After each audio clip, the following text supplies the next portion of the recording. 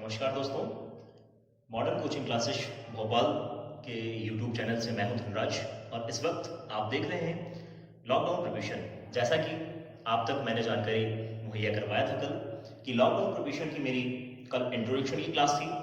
जैसा कि आपको मैंने बताया हुआ था कि लॉकडाउन की वर्तमान स्थिति में जो लॉकडाउन चल रहा है उसकी परिस्थिति को देखते हुए मेरे समस्त प्यारे स्टूडेंटों के लिए, मेरे छोटे भाई बहनों के लिए मैंने अपने सब्जेक्ट की समस्त रूपरेखा बनाते हुए मैंने एक कंप्लीट सिलेबस तैयार किया हुआ है।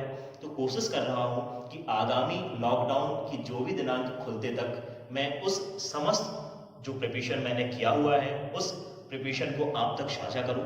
तो मित्रों, यदि आप मेरे चैनल पर यदि नए हैं तो दोस्तों मेरे चैनल को लाइक करें, शेयर करें और सब्सक्राइब करें। साथ ही बेल आइकन जरूर दबाएं ताकि मेरे जो भी डेली के अपडेटेड वीडियो रहे तो इसे सबसे पहले आप तक सूचित करने में असुविधा ना हो।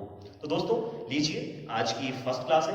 कल मैंने इंट्रोडक्शन दिया हुआ था मैथ्स का, तो मैं बात करूंगा सबसे पहले कल आपको जीरो से हीरो लेवल। सबसे पहला टॉपिक मेरा है जीरो से हीरो, जीरो टू हीरो। मेरी क्लास का मेन फोकस रहता है जीरो टू हीरो। मैं ये वादा करता हूं कि जीरो लेवल से मैथ्स पढ़ाऊंगा और हीरो लेवल में लाकर ही छोड़ूंगा। तो आप कोशिश ये करें कि मेरी वीडियो को बिना स्किप किए हुए एंड तक देखते रहें, ताकि जो भी कॉन्सेप्ट या जो भी ट्रिक का मैं यहाँ इस्तेमाल करता हूँ जो मेरे द्वारा तैयार किया गया है, तो उस सारे कॉन्सेप्ट और सारे ट्रिक्स आप तक बहुत आसानी से पहुंच जाएं, ताकि आप जन्म जन्मांतर के लिए उस ट्रिक को ना भूल सकें और अपने उस नॉलेज को इंप्रूव कर सकें आने वाली पीढ़ी तक। तो लीजिए, सर्वप्रथम मेरी फर्स्ट क्लास है, लॉकडाउन की फर्स्ट क्लास, जिसमें मैं आज का फर्स्ट टॉपिक स्टार्ट कर रहा हूं, नंबर सिस्टम।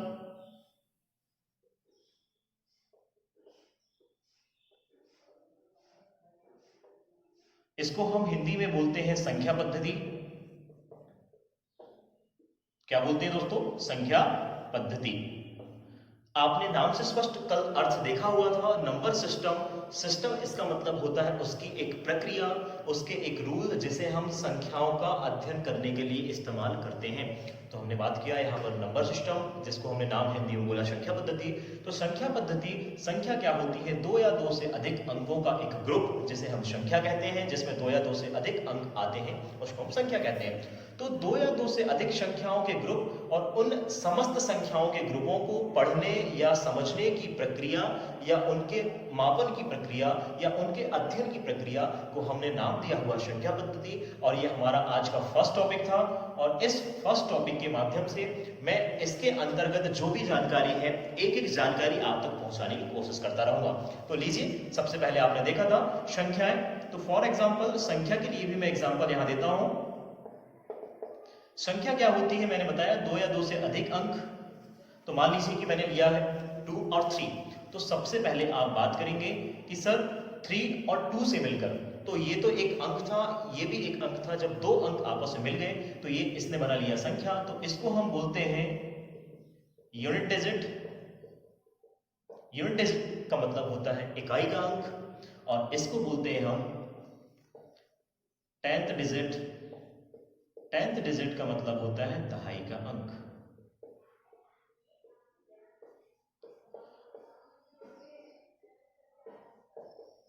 इकाई का अंक और दहाई का अंक। तो ये था संख्या का विशेष परिचय।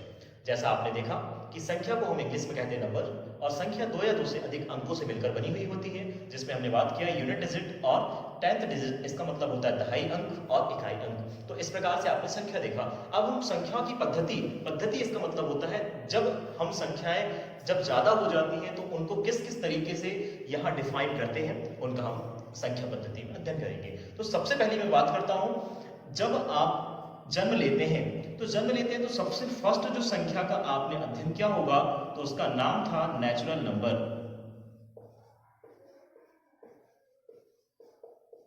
इसको हिंदी में बोला जाता है प्राकृत संख्या। क्या बोला जाता है दोस्तों? प्राकृत संख्या।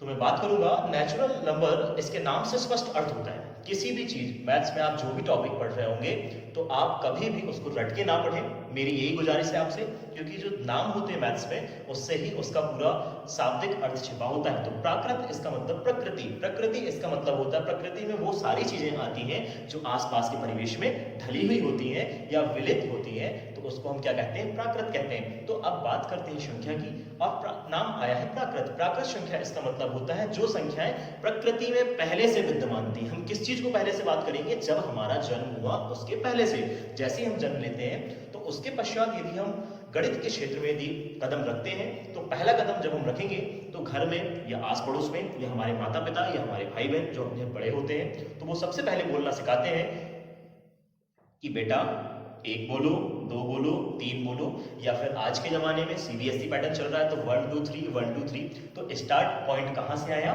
1 से आया। तो सबसे पहला टॉपिक क्या था मेरा, कि मैं बताना चाह रहा था कि प्रकृति के रिलेशन से, जिसमें प्रकृति के रिलेशन में मैंने बताया कि आस पड़ोस के वे सभी लोग जो आपके जन्म से पहले आए हुए हैं, तो उसका रिलेशन था। उन्होंने आपको बोलना सिखाया, जब आपने गणित पढ़ना स्टार्ट किया तो बोलिए बेटा 1 2 3, क्योंकि आपको अभी इस लेवल में आपको पता है कि सर 1 के पहले शून्य भी आता है, परंतु जब आप बचपन में थे तब आपको यह नहीं पता था कि सर 1 के पहले शून्य भी आता है। तो क्या होती है प्राकृत संख्या, 1 से प्रारंभ होती है, 1 2 3 4, इस प्रकार से ये संख्याएं पॉजिटिव अनंत तक जाती हैं। प्राकृत संख्या, सभी प्राकृत संख्याएं पॉजिटिव होती हैं, और इसमें क्या क्या विशेषता होती है, प्रत्येक प्राकृत संख्याओं के बीच में जो अंतर होता है, जो डिफरेंस होता है, वो होता है +1 का। तो ये था आज का विशेष रूल प्राकृत संख्या के माध्यम से। तो आपने देखा प्राकृत संख्या, मैं ये आस व्यक्त करता हूँ कि जो मैंने यहाँ डिफाइन, जो बचपन का रूल यहाँ दिखाया हुआ है, तो आपको सभी को समझ में आया होगा कि सभी प्राकृत संख्याएं के बीच में अंतर 1 1 का होता है। प्रथम प्राकृत संख्या 1 होती है, ये सारी चीजें आपको ध्यान रखना है, और समस्त प्राकृत संख्याएं पॉजिटिव होती हैं, इसका अंत जो होता है पॉजिटिव अनंत तक होता है। अब अगला बात करता हूं, जब बच्चा थोड़ा सा बड़ा होता है तो उसको गुरुजी या टीचर जो भी स्कूल में जब वो पढ़ता है, तो जब KG1 KG2 फर्स्ट क्लास जब भी वो आता है तो उसको बताया जाता है कि बेटा 1 से ही संख्या प्रारंभ नहीं होती, 1 के पहले भी उसका कोई एक छोटा भाई होता है जिसका नाम हम देते हैं 0। तो जब वो संख्या जब सम्मिलित हो जाएगी इसमें, तो उसका नाम हमने दिया हुआ है होल नंबर। इसका नाम दिया हुआ है दोस्तों होल नंबर। इसको हिंदी में बोला जाता है पूर्ण संख्या। क्या बोला जाता है, पूर्ण संख्या। तो देखिए, पूर्ण इसका मतलब इसके नाम से फिर स्पष्ट अर्थ दिख रहा है। पूर्ण इसका मतलब जिसमें पूरी, संख्या इसका मतलब सभी अंक, जिसमें सारे अंक मौजूद हो, वह संख्या क्या कहलाती है, पूर्ण संख्या कहलाती है। तो हमने यहां बात किया था कि प्राकृत संख्या के आगे जब हम शून्य का अध्ययन और कर लेते हैं तो उसको हम क्या कहते हैं, पूर्ण संख्या कहते हैं। तो ये था पूर्ण संख्या। तो आपने देखा पूर्ण संख्या वे संख्याएं होती हैं जिसमें प्राकृत संख्याएं के समूह में शून्य को उसके आगे सम्मिलित करने से जो संख्या प्राप्त होती है उसको हम क्या कहते हैं, पूर्ण संख्या। इसकी विशेषता क्या है, प्रथम प्राकृत संख्या क्या होती है, 0 होती है। सभी प्राकृत संख्याओं में उनके बीच का अंतर +1 होता है, जैसा प्राकृत संख्या में होता है वैसा ही इसमें भी होता है। तो ये था होल नंबर। आपने देखा पूर्ण संख्या, सभी पूर्ण संख्याओं के बीच का अंतर भी 1 होता है, और पहली पूर्ण संख्या होती है 0। अब इसके बाद बात करते हैं कि जैसे ही बच्चा फर्स्ट क्लास में आ जाता है तो टीचर बताते हैं कि बेटा 0 के पहले भी कुछ संख्याएं आती हैं। ये चीज आपने भी देखा होगा, जैसा आपके जीवन में महसूस करे होंगे आपने, वही चीज मैं रियलाइज करा रहा हूँ 0 टू हीरो लेवल का। तो 0 के पहले आपने देखा होगा कि टीचर ने आपको समझाया होगा कि बेटा 0 के पहले भी ऋणात्मक संख्याएं आती हैं। आपने इसको एक संख्या रेखा के माध्यम से पढ़ा होगा। तो इसका नाम मैंने दिया हुआ है, जब 0 के आगे कुछ ऋणात्मक संख्या भी आ जाती है तो मैंने इसका नाम दिया हुआ है इंटीजर नंबर।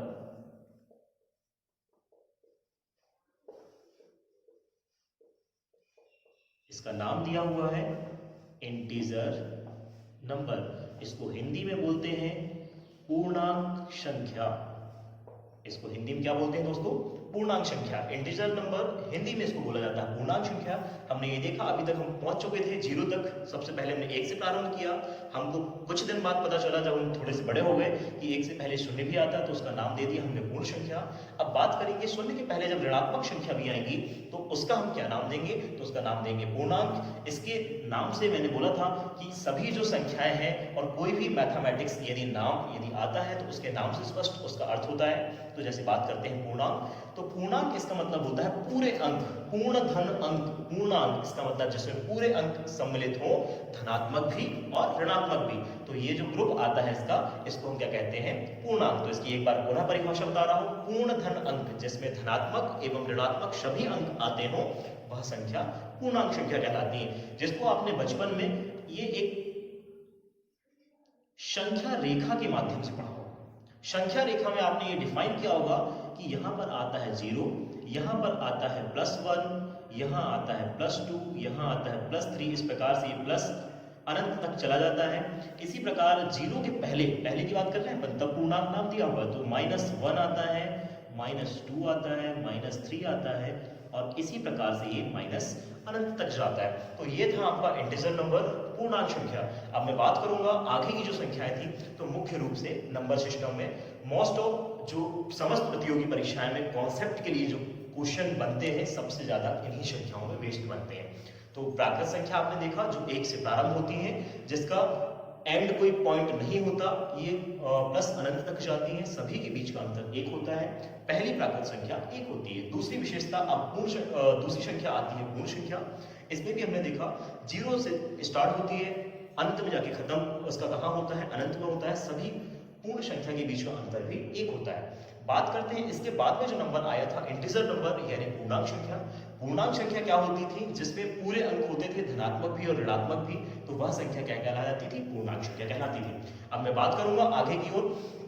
तो अगली मेरी जो संख्या है, अगली संख्या का मैंने नाम दिया हुआ है यहाँ पर, ये 3 मुख्य संख्या थी आपकी, तो ये आता है आपका इवन नंबर। इसको भी आपने ध्यान से पढ़ा होगा। इवन नंबर, इसको हिंदी में बोला जाता है सम संख्या। क्या बोला जाता है दोस्तों, सम संख्या। इवन नंबर, सम संख्या। सम संख्या इसके नाम से स्पष्ट अर्थ होता है। सम इसका मतलब होता है जिसमें पर्टिकुलर किसी भी संख्या में 2 से पूरी बार भाग चला जाता है। तो सम संख्या वे संख्या होती है दोस्तों जिसमें 2 से पूरी बार भाग चला जाता है। तो मैं बात करूंगा प्राकृत संख्या में हम देखना स्टार्ट करेंगे। सबसे पहला अंक हमको 2 मिलता है, इसमें 2 से पूरी बार भाग चला जाता है, 2 एकम 2। इसके बाद हम आगे की बात करते हैं तो 3 में नहीं जाता है, 4 में, हाँ 4 में चला जाता है। तो इसी प्रकार से हम बात करेंगे 2, 4, 6, 8। तो हम ये देखना जब प्रारंभ करते हैं तो जो पूरी जो संख्या का एक सेट तैयार होता है, तो सम संख्या वे संख्याएं होती हैं जो 2 से पूर्णतः विभक्त होती हैं। हमने पहली सम संख्या देखा तो फर्स्ट सम संख्या क्या आ गई हमको, 2 मिली। तो इस प्रकार से इसमें भी एक कॉन्सेप्ट होता है, सभी प्राकृत संख्याएं, और इसमें प्राकृत संख्या में अंतर चलता था +1 का, यहां पर इवन नंबर यानी सम संख्या में इसमें अंतर चलता है +2 का। ये कॉन्सेप्ट इसको आपको ध्यान रखना पड़ेगा। पहली सम संख्या होती है 2 और सभी सम संख्याओं के बीच का अंतर होता है +2। तो ये था आज का हमारा कॉन्सेप्ट। इसके बाद आगे अगली संख्या के माध्यम से हम देखेंगे, कोशिश करेंगे अगली संख्या। तो जैसा कि आपने देखा अभी 4 संख्या का विभाजन और 4 संख्याओं का अनुरूपण मैंने दिया हुआ है आपके सामने, और संख्या पद्धति में हमने अभी मुख्य रूप से 4 संख्याएं पढ़ा। इसके बाद मैं देखता हूं कि अगली जो संख्या आती है, तो अगली संख्या हमारे पास 5वें नंबर में जो आती है विषम संख्या। अभी हमने पढ़ा था सम, अब अगली संख्या आ जाती है विषम संख्या। तो इसको हम इंग्लिश में कहते हैं ऑड नंबर। इसको कहते हैं ऑड नंबर। आपने देखा सम संख्या, सम संख्या इसके नाम से स्पष्ट अर्थ था, ऐसे ही विषम संख्या है। तो सम संख्या वे होती थी जिसमें 2 से पूरी बार आप भाग दे सकते थे। विषम संख्या जस्ट उसका अपोजिट चलेगा। विषम संख्या वे संख्याएं होती हैं जिसमें 2 से पूरी बार भाग नहीं जाता। तो आप प्राकृत संख्याओं के क्रम से देखना स्टार्ट करें। देखिए 1 में 2 का भाग जाता है क्या, नहीं जाता है। फिर आगे आप देखेंगे दो, दो में दो का भाग चला जाता है, पर हमने इसकी परिभाषा क्या बोला, विषम संख्या वे संख्याएं होती हैं जिसमें दो का भाग पूरी बार नहीं जाता। तो ये था आपका कॉन्सेप्ट विषम संख्या का। तो फर्स्ट संख्या आपको क्या मिली, एक, जिसमें दो का भाग नहीं जाता, फिर तीन, फिर ऐसे ही आप क्रम से देखते जाएं तो आपको ये संख्याएं आगे तक मिलती जाएंगी। तो ये था आपका विषम संख्या कॉन्सेप्ट जिसमें दो का भाग पूरी बार नहीं जाता। अब इसका भी एक कॉन्सेप्ट होता है कि विषम संख्या, पहली विषम संख्या होती है एक, इससे बेस्ड क्वेश्चन आते हैं। सभी विषम संख्याओं के बीच का अंतर भी +2 का होता है, ये चीज भी आपको ध्यान रखना है। तो ये इसकी दो बातें ध्यान रखना है, प्रथम विषम संख्या होती है एक और सभी विषम संख्याओं के बीच का अंतर होता है +2। अब बात करता हूं अगली संख्या की। संख्या पद्धति में अगली संख्या का जो मैंने नाम दिया हुआ है, जिसका नाम है भाज्य संख्या। आपने पहले भी बचपन में ये सारी संख्याएं आपने बचपन में पढ़ा होगा दोस्तों। भाज्य संख्या, इसको इंग्लिश में बोला जाता है कंपोजिट नंबर। क्या बोला जाता है दोस्तों, कंपोजिट नंबर। भाज्य संख्या वे संख्याएं होती हैं जिसको हम ये बात कर सकते हैं कि कंपोजिट नंबर इंग्लिश में बोला जाता है। भाज्य संख्या का शाब्दिक अर्थ भी निकलता है। भाज्य संख्या वे संख्या जिसमें अपने से अतिरिक्त किसी अन्य संख्या का भी भाग चला जाता है, वो भाज्य संख्या कहलाती है। नाम से स्पष्ट बता रहा है, भाज्य इसका मतलब जिसमें हमको छोड़कर किसी अन्य संख्या का भी भाग चला जाए, तो वो संख्याएं क्या कहलाती हैं, भाज्य संख्या कहलाती हैं। हम देखना प्रारंभ करेंगे एक से। अब देखिए, एक ऐसी संख्या है जो किसी में भी गुणा करो तो वही संख्या का रूप देती है, या भाग करो तो वही संख्या का रूप देती है। इसलिए हम भाज्य संख्या में एक को नहीं गिनेंगे। हम इसको एक तरीके से बोल सकते हैं कि एक स्वतंत्र है। यहाँ पर एक क्या है, स्वतंत्र है। ये स्वतंत्र संख्या के रूप में हम इसको यहाँ पर गिन लेते हैं भाज्य और अभाज्य में, कि एक भाज्य और अभाज्य संख्या में स्वतंत्र है, इसको हम यहाँ नहीं गिनेंगे। तो ये इसको मुख्य रूप से ध्यान रखना है कि भाज्य, आप बोलेंगे सर कि दो में तो एक का भाग चला जाता है, तो फिर आपने बोला तो वो रूल्स फेल हो रहा है। तो आपको ये चीज हमेशा ध्यान रखना है, एक जो है हर संख्या में भाग चला दे सकता है और गुणा भी कर सकता है, इसलिए हम एक को यहाँ स्वतंत्र संख्या के रूप में गिनेंगे। तो हम बात कर रहे हैं भाज्य संख्या। तो भाज्य संख्या वे संख्याएं होती है, एक बार पुनः रिवाइज कर रहा हूँ, भाज्य संख्या वे संख्याएं होती है जिसमें अपने से अतिरिक्त किसी अन्य संख्या का भी भाग पूरी बार भाग चला जाए, तो ये भाज्य संख्या। तो एक तो नहीं है, देखते हैं दो है क्या, दो बताओ, दो है क्या, नहीं है। क्यों नहीं है, क्योंकि दो जो है स्वयं से विभाजित है, अन्य संख्या से विभाजित नहीं है। तीन है क्या, नहीं है सर। चार है क्या, हाँ चार है। क्यों, क्योंकि चार जो है दो से भी विभाजित है और स्वयं चार से भी। तो मैंने इसकी डेफिनेशन क्या बोला था, स्वयं को छोड़कर किसी अन्य अंक से भी विभाजित होना चाहिए। आगे बात करता हूं, तो 6, 5 तो नहीं है, ठीक, 6। फिर इसके बाद बात करेंगे हम तो 8, इसके बाद 9। ये ध्यान देना, बहुत से लोग कंफ्यूज होते हैं कि 9 जो है ये विषम संख्या है परंतु भाज्य संख्या भी है, क्योंकि 9 में 3 का भी भाग चला जाता है और 9 में 9 का भी भाग चला जाता है। तो इसलिए ये जो 9 अंक जो है, इसमें बहुत ज्यादा कंफ्यूजन बहुत सारे बच्चों को मैंने जानकारी जुटाया था। तो भाज्य संख्या 9 यहाँ पर भाज्य संख्या भी है और विषम संख्या भी है। तो सबसे पहली जो भाज्य संख्या आती है, यहाँ से क्वेश्चन निकल कर आता है, तो सबसे पहली भाज्य संख्या होती है 4। और इसमें आप यदि देखेंगे तो पर्टिकुलर कोई भी रूल्स फॉलो नहीं होता कि इसमें कोई निश्चित संख्या का अंतर होता। तो कोई भी यहाँ निश्चित संख्या का अंतर नहीं होता है। तो आपने यहाँ पर देखा भाज्य संख्या। अब मैं बात करूंगा अगली संख्या की, तो जिसका नाम आप इसी के अपोजिट में ले सकते हैं, जिसका नाम मैंने दिया हुआ है अभाज्य संख्या। और सबसे ज्यादा प्रतियोगी परीक्षा की दृष्टि से सबसे ज्यादा इंपॉर्टेंट संख्या है, जिसको नाम दिया है यहाँ पर अभाज्य संख्या, इंग्लिश में इसको बोलते हैं। आपने बहुत जगह पढ़ चुका होगा या नहीं पढ़ा है तो बचपन में भी पढ़ा होगा। इसको नाम दिया है प्राइम नंबर।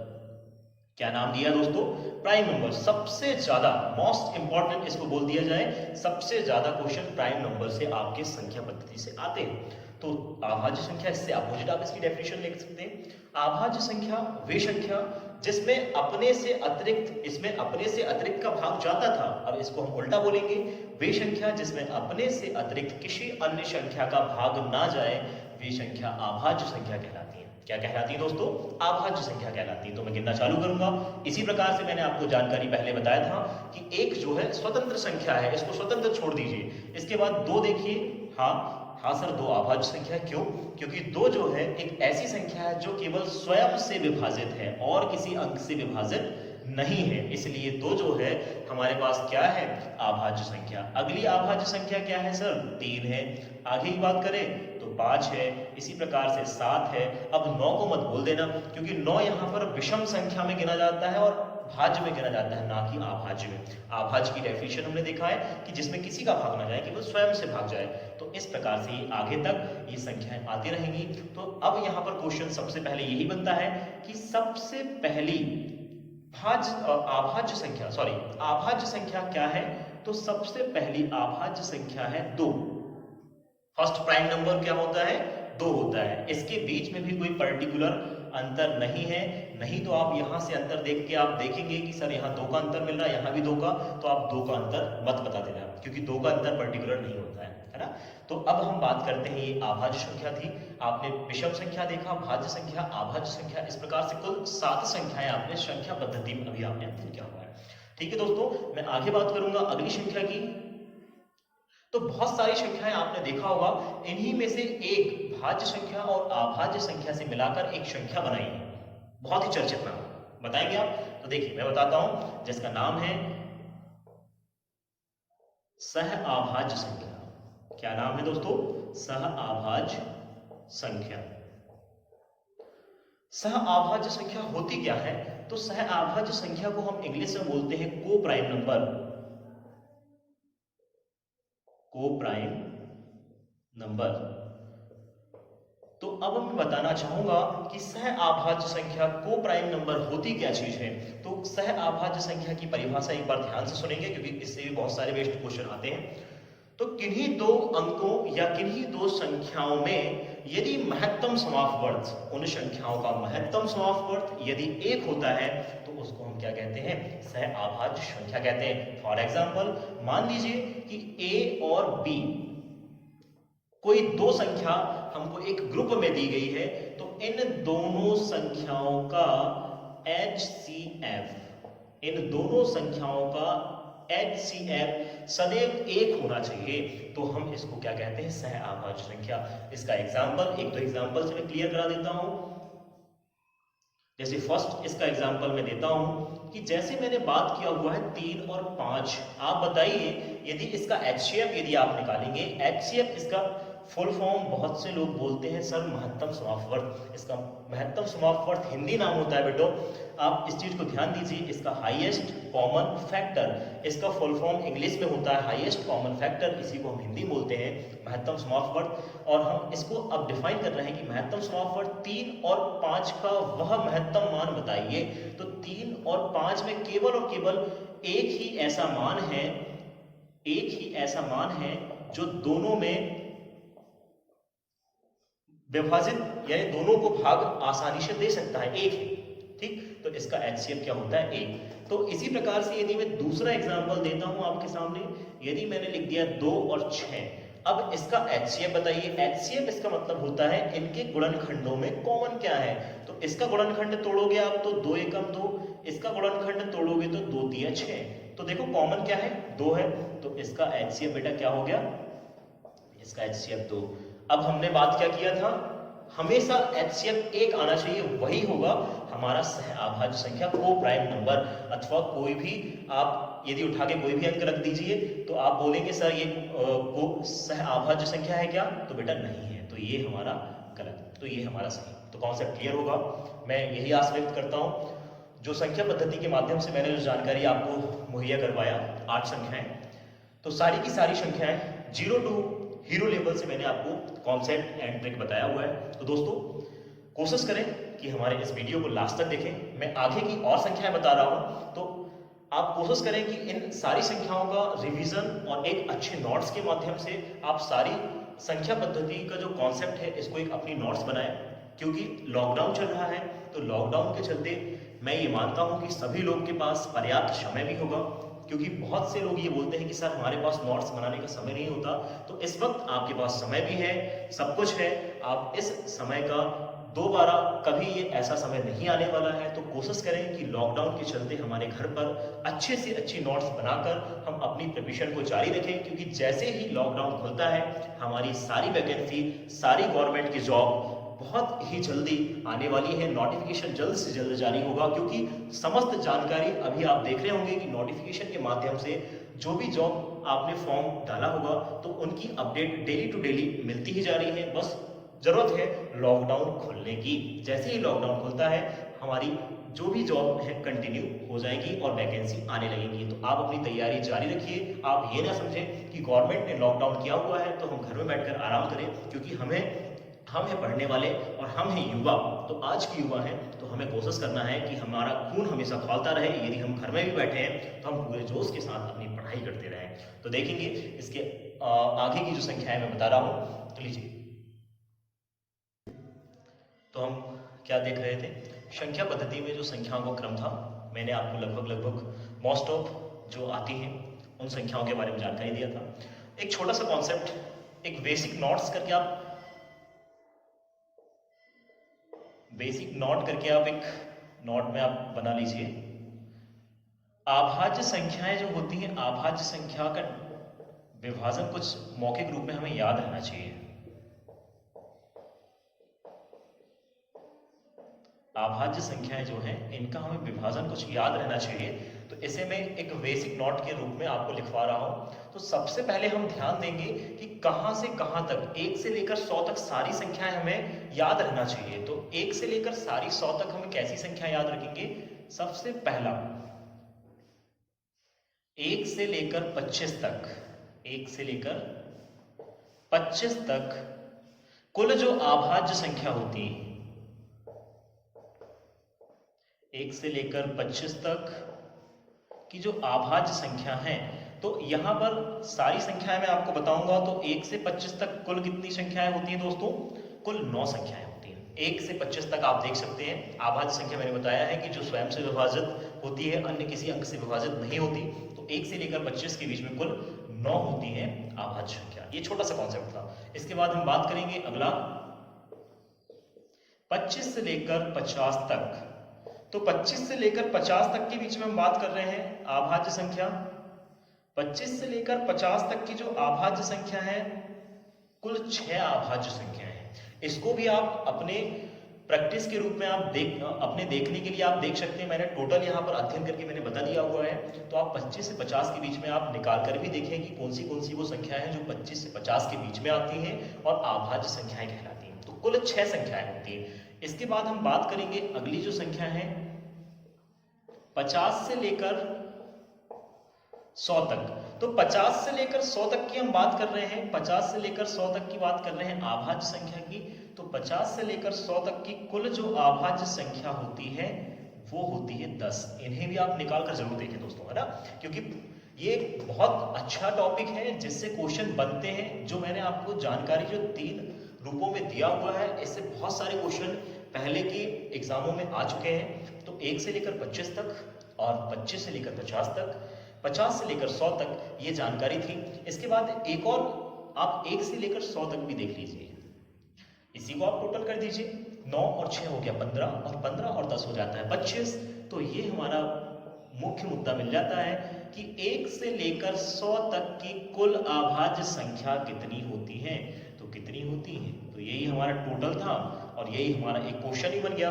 तो क्वेश्चन ऐसे आता, कभी कभी ऐसा शॉर्ट क्वेश्चन भी आ जाता है कि 1 से 100 तक कुल कितनी अभाज्य संख्याएं होती हैं। तो कुल कितनी अभाज्य संख्या होती है दोस्तों? 25। तो ये जानकारी थी, बेसिक जानकारी आपको पता रहना चाहिए अभाज्य संख्या के विषय में। मोस्ट इंपॉर्टेंट टॉपिक था। ये 4 क्वेश्चन इससे निकल कर आते हैं और यही इस अभाज्य संख्या का कॉन्सेप्ट है।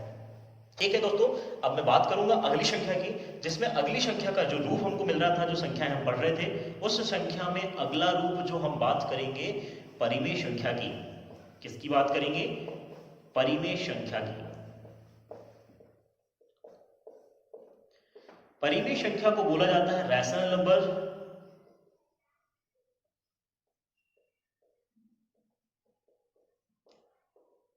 तो दोस्तों आपने देखा होगा परिमेय संख्या, इसको इंग्लिश में बोला जाता है रैशनल नंबर। परिमेय संख्या इसका मतलब होता है वे संख्या जिसे हम P/Q के रूप में लिख सकते हैं। p बटे q के रूप में लिख सकते हैं। इसका मतलब क्या हुआ दोस्तों, अंश बटे हर के रूप में लिख सकते हैं।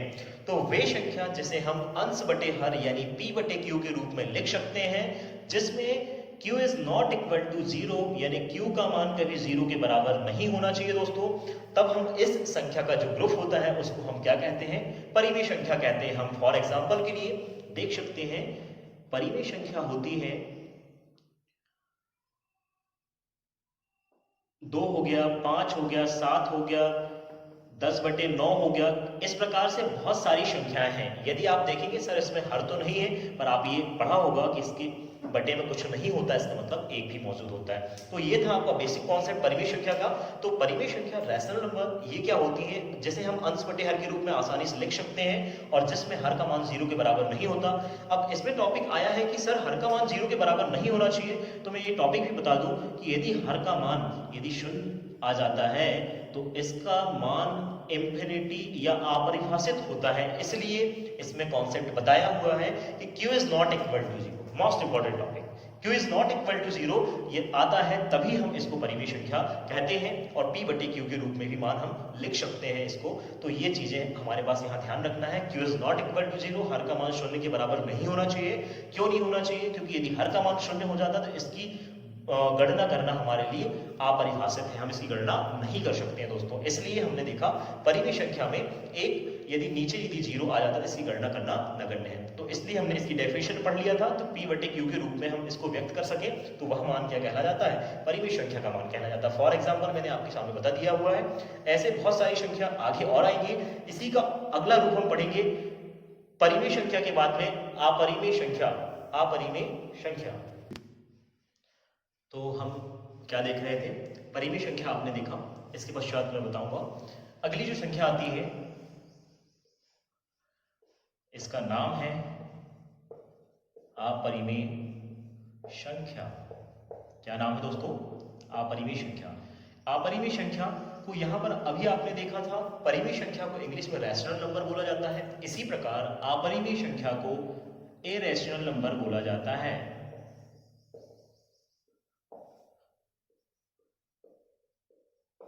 क्या बोला जाता है दोस्तों, इंग्लिश नाम में इसलिए लिखवा रहा हूं आपको क्योंकि आज वर्तमान में जो समय चल रहा है सीबीएसई पैटर्न ज्यादा चल रहा है। तो बच्चे यदि आपकी आने वाली पीढ़ी आपसे पूछती है पापा ये रैशनल नंबर क्या होती है, तो बेटा आपको पता होना चाहिए। इसलिए मैं आने वाली जनरेशन के हिसाब से आपको Hindi to English both language ही पढ़ा रहा हूँ।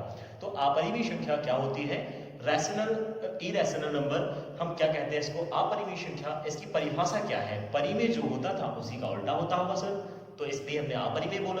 तो अपरिमेय इसका मतलब होता है वह संख्या जिसे p बटे q यानी अंश बटे हर, वह संख्या जिसे अंश बटे हर के रूप में हम नहीं प्रेजेंट कर सकते हैं। वह संख्या जिसे हम अंश बटे हर के रूप में नहीं प्रेजेंट कर सकते हैं वह संख्या क्या कहलाती है, हमारी अपरिमेय संख्या कहलाती है। पर इसमें भी q is not equal to 0 होता है। बहुत से लोगों को समझ में नहीं आया होगा, ठीक, तो मैं इसको कॉन्सेप्ट क्लियर करा रहा हूं। वह संख्या जो अंश बटे हर के रूप में नहीं लिखी जा सकती परंतु हर का मान भी 0 के बराबर नहीं होना चाहिए। तो सर ऐसी कौन सी संख्याएं हो सकती है, तो इसका एग्जांपल लेके बता रहा हूं दोस्तों। अपरिमेय संख्या इसका मतलब जिसे हम अंश बटे हर के रूप में नहीं लिख सकते, तो वे संख्याएं होती हैं जैसे मैंने लिख दिया आपके सामने 1.327 डैश डैश डैश। इसका सेंस क्या होता है, इसका मान क्या होता होगा, तो आपने यहाँ डैश डैश का मतलब क्या होता है, डैश डैश इसका मतलब इन संख्याओं के क्रम पर्टिकुलर तो नहीं दिख रहे हैं परंतु ये जो आने वाली संख्याएं हैं उसका कोई अंत भी नहीं दिख रहा है। तो हम इसको यदि अंश बटे हर के रूप में लिखना चाहें तो ये बन सकती है कि देखते हैं जो मैंने बोला है, तो ये ऐसा आते जा रहा है। दशमलव का मैंने 1 ले लिया, बाकी के मैंने 0 ले लिया, तो 0 की संख्या भी हमको निश्चित नहीं पता चलेगी क्योंकि यहाँ अंकों की संख्या निश्चित नहीं है, इसलिए 0 की संख्या निश्चित नहीं है। और ये जो क्रम आपको अंश बटे हर के रूप में स्पष्ट दिख रहा है क्या, नहीं दिख रहा है। अब हमने बात किया था q की जगह में 0 भी नहीं आना चाहिए, तो q की जगह 0 भी नहीं आया, ये बात भी सही है। और इस मान को हम p बटे q के रूप में सही तरीके से प्रेजेंट भी नहीं कर सकते हैं। तो आपने देखा अपरिमेय संख्या का क्या एग्जाम्पल था। इसके बाद में बात करूंगा आगे की जो संख्याएं हैं। अगली संख्या बात करता हूं मैं वास्तविक संख्या। क्या है दोस्तों, वास्तविक संख्या। वास्तविक संख्या को हम इंग्लिश में बोलते हैं रियल नंबर। वास्तविक संख्या को इंग्लिश में बोला जाता है रियल नंबर। तो देखेंगे आप, वास्तविक संख्या रियल नंबर होती क्या चीज है? परिमेय संख्या और अपरिमेय संख्याओं के सभी ग्रुपों को हम क्या कहते हैं? वास्तविक संख्या। वास्तविक इसका नाम से स्पष्ट अर्थ रियल इसका मतलब मैं कोई भी अंक लिख देता हूं, यहां 4 8 लिख दिया मैंने, तो ये एक अपने स्थान पर सही है, रियल है। वास्तव में ये 4 है, मैंने 4 लिखा तो वास्तव में 4 है, मैंने 8 लिखा तो वास्तव में ये 8 है। तो इसका मतलब वास्तविक संख्या अपने वास्तव में या अपने वास्तविक रूप को सही सिद्ध करती है, इसलिए हम इसको वास्तविक संख्या कहते हैं। तो वास्तविक संख्या में किस किस प्रकार की संख्याएं आ जाएंगी? तो ऊपर जो भी आपने संख्या पढ़ा हुआ है वो सारी संख्याएं वास्तविक संख्या हैं। तो मैंने बताया वास्तविक में परिमेय भी आएंगी, अपरिमेय भी आएंगी, प्राकृत भी आएंगी।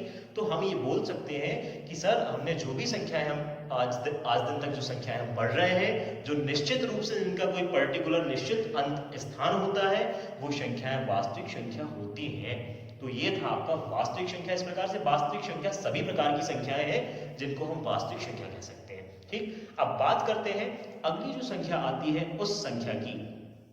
तो आपने देखा वास्तविक, तो सर इसी का उल्टा एक और नाम होता होगा, तो अवास्तविक, तो इसको हम काल्पनिक बोलते हैं। क्या बोलते हैं दोस्तों? इसको, इस संख्या का नाम दिया गया है काल्पनिक संख्या। इंग्लिश में बोला जाता है इमेजिनरी नंबर। क्या बोला जाता है? Imaginary number. वास्तविक संख्या जो वास्तव रूप में स्पष्ट दिखाई देती है और जो उसका अर्थ की पुष्टि भी सही कराती है, तो वो वास्तविक संख्या होती है। समस्त परिमेय संख्या और अपरिमेय संख्या वास्तविक संख्या होती है, ये मैंने आपको बताया। काल्पनिक संख्या इमेजिनरी नंबर वो नंबर होते हैं इमेजिनरी, जिसका मतलब है कि हम केवल उसको इमेज कर सकते हैं, देखकर हम महसूस कर सकते हैं कि हाँ वास्तव में ये संख्या लगभग इतनी होगी, पर्टिकुलर हमको उसका स्थान पता नहीं होता। जैसे 1.324 ऐसा लिख दिया मैंने और डैश मार दिया, तो आप इसको लिख देते हैं कि इसका मान होता है 1.33 लगभग। तो ये मान जो होते हैं ये इमेज करके हमने बताया कि लगभग इतना है, पर आपको निश्चित मान तो पता नहीं है, इसलिए इसका नाम दिया गया कल्पना मात्र करने से जो संख्या हम बनाते हैं, जिसको हम लगभग में पढ़ते हैं, तो ये क्या होती है? काल्पनिक संख्या। और भी एग्जाम्पल देता हूं दोस्तों, काल्पनिक संख्या में और भी एग्जाम्पल आपने देखा होगा, करनी 3 का मान, करनी 7 का मान, ऐसे करनी के जो भी मान आते हैं, ये सारे जो मान होते हैं आपने देखा है कि निश्चित किसी का मान नहीं होता। जैसे आपने एक और देखा है पाई का मान क्या होता है दोस्तों? आप बोलते हैं कि 22/7। मैं इस मान को रॉन्ग साबित करता हूं। कैसे? क्योंकि पाई का जो मान होता है वास्तव में 3.1 और इसके आगे सारी संख्याएं पर्टिकुलर रूप में आते रहती हैं। जब संख्याएं आते रहती हैं तो इसने एक भिन्नात्मक रूप में नाम दे दिया हुआ है कि लगभग 22/7 इसका मान होता होगा। इसका 3.1416 ऐसे और भी मान आते रहते हैं, इसलिए यहां पर पाई भी जो है एक काल्पनिक संख्या के रूप में माना गया है। तो ये थी आपकी काल्पनिक संख्या। तो संख्या पद्धति में आपने ये देखा था, संख्या पद्धति का जो हमने अध्ययन किया हुआ है, किस किस प्रकार की यहाँ पर संख्या आई। दोस्तों मैं ये आशा व्यक्त करता हूं कि मेरे द्वारा आज ये संख्या पद्धति का सेशन लिया गया है शायद बहुत ही फायदेमंद होगा और सभी को क्लियर हुआ होगा। तो दोस्तों आपसे एक बार फिर रिक्वेस्ट है कि हमारे इस मॉडर्न कोचिंग क्लासेस भोपाल के चैनल को लाइक करें, शेयर करें और सब्सक्राइब करना ना भूलें, और साथ ही साथ हमारे इस चैनल के बेल आइकन को जरूर प्रेस करें ताकि डेली की जो अपडेट मेरी जो क्लासेस की अब नोटिफिकेशन है आप तक आसानी से पहुंच सके। तो फिर मैं कल मिलूंगा दोस्तों। जय हिंद, जय भारत।